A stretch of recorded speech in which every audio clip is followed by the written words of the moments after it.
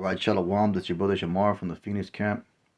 And with that being said, I want to give all honor, glory, and praise to Yahweh, Bahashem, Yahweh Shai, Bahashem, Rakakadash. Double honors to the elders of Great Millstone, and peace and salutations to the brothers that are doing this work in truth and sincerity. Let's get into the lesson. Salah. This is Luke 9:62. And it says, Yahweh Shai said unto him, No man having put his hand to the plow, and looking back is fit for the kingdom of Yahweh. So that plow means when you are entering into the labor of the Lord, that's what that means, man. That means you going out there and preaching. Because how do we know that? Well, just look at verse 60. Well, we'll start at verse 69. And he said unto another, Follow me. But he said, Lord, suffer me first to go bury my father. Yahweh Shai said unto him, Let the dead bury their dead, but go thou and preach the kingdom of Yahweh. So that's what it's talking about, man. It's talking about entering the labor of the ministry. And another also said, Lord, I will follow thee, but let me first go bid them farewell which are at home at my house. And Yahweh said to him, No man having put his hand to the plow. So the plow is referring to the preaching of the kingdom. That's how we determine that that's what it is.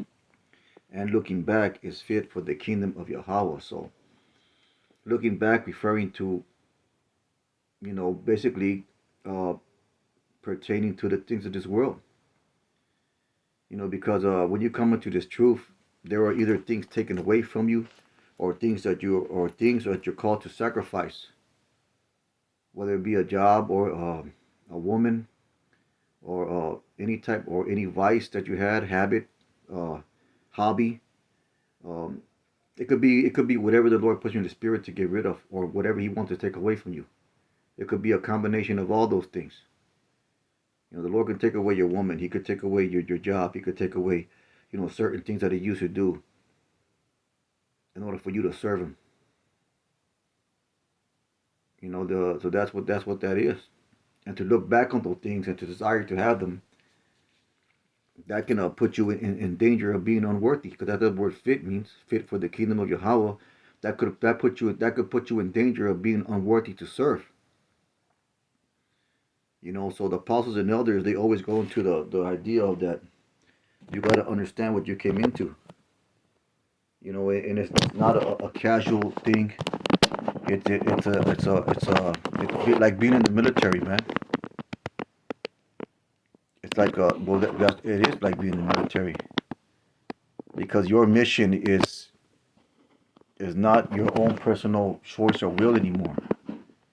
Your mission, your daily duty, is to serve the Lord, to serve a power higher than yourself, to serve a thing higher than yourself. It's a group effort. You're no longer for the self, you're for the body. That's why Yahweh Shai referred through Paul. He referred to the truth as being in a body, every man having his different offices and functions. And all those different men that are parts of the body have to fulfill to the best of their ability those different offices and functions. If not so, hey, the Most High has no problem replacing you, man. So that's what this truth is.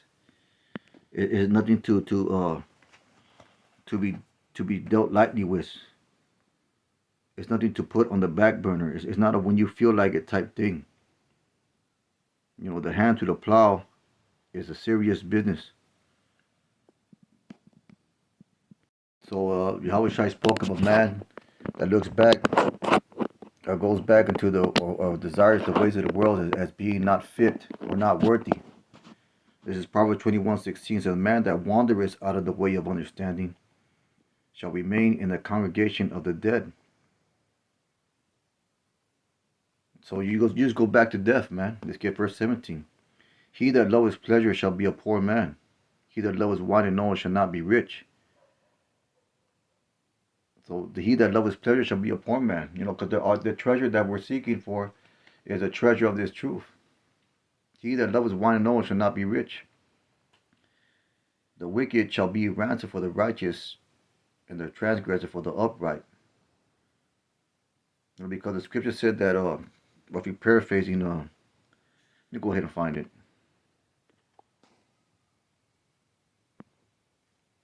It's a lot. It says Proverbs 11:8, to the righteous delivered out of trouble, and the wicked comes instead. So serving the Lord, it brings upon you a mercy. And to not serve the Lord, basically, the Lord can put that man in a position of death and take you out of the way. And that's what happens. When you serve the Lord earnestly with sincerity, He puts a hedge of protection around you.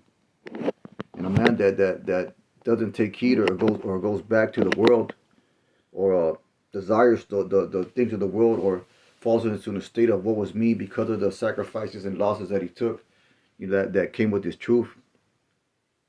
Death can come upon him, man. That's why we always Salakia. That's why we always like to acknowledge the fact and reaffirm the fact that this truth is life or death.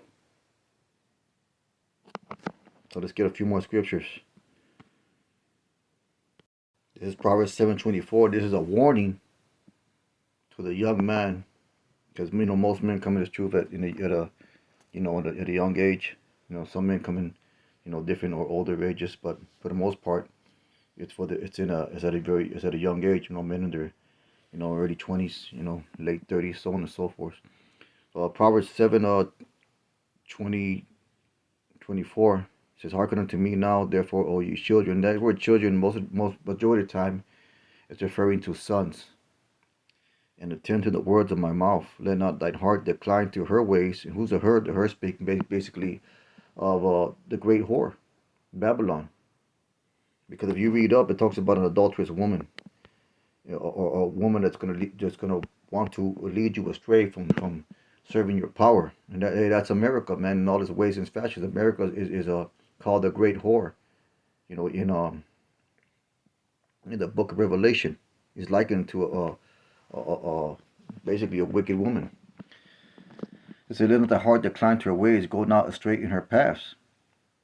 For she has cast down many wounded, yea, many strong men have been slain by her. Her house is the way to hell, going down to the chambers of death." And we just read how Proverbs 21:16, he did one of the way of standing, so me and the congregation of the dead. So that just told you that this is a life and death deal, man. This is a life and death thing that we have gotten ourselves into. And it's a very serious matter. Let's get Hebrews 10:23.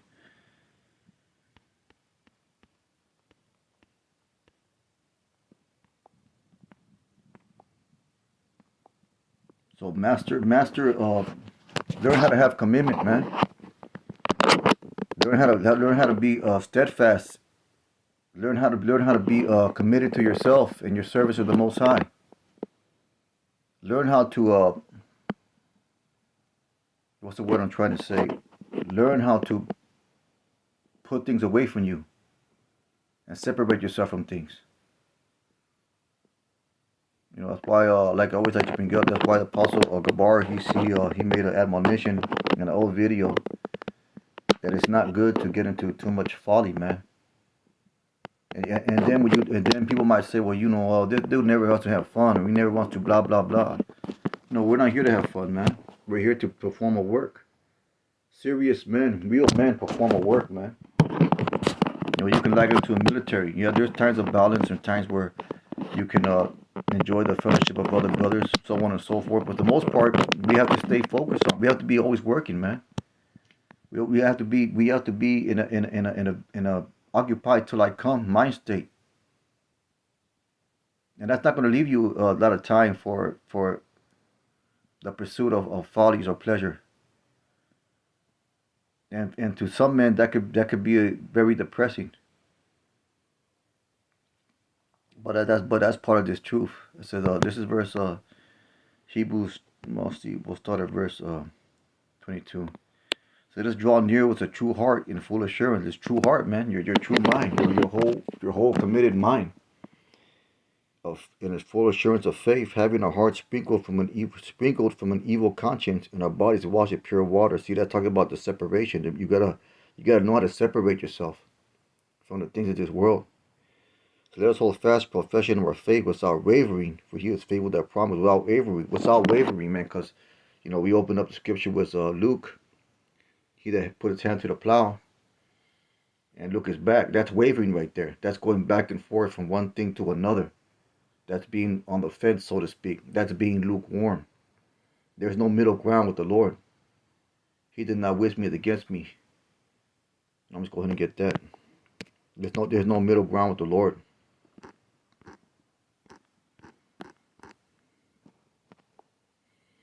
Let's see. Matthew 12:30, it says, "He that is not with me is against me. He that gathers not with me is scatters abroad." So there's no back, there's no back, there's no if, there's no maybes, man. There's no kind of sort of. There's only you are or you're not, man. Plain and simple. You are or you're not. That's the way the Most High designed this truth.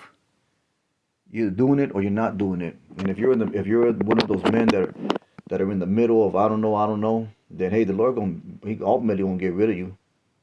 We've seen that happen. Men get depressed because of or they get in a type of spirit because of the afflictions that the Lord puts upon you, and they start falling away little by little. So this is a warning, man, a admonition to continue to press forward. And I speak to myself first and foremost, man. But with that being said, it's a real quick lesson. Most I will hope is edifying. With that, I don't give all honor, glory, and praise to Yahweh Bashem Yahushai. Kahala Yahweh Bashem Yahushai. Brothers, keep on pushing. Shalom.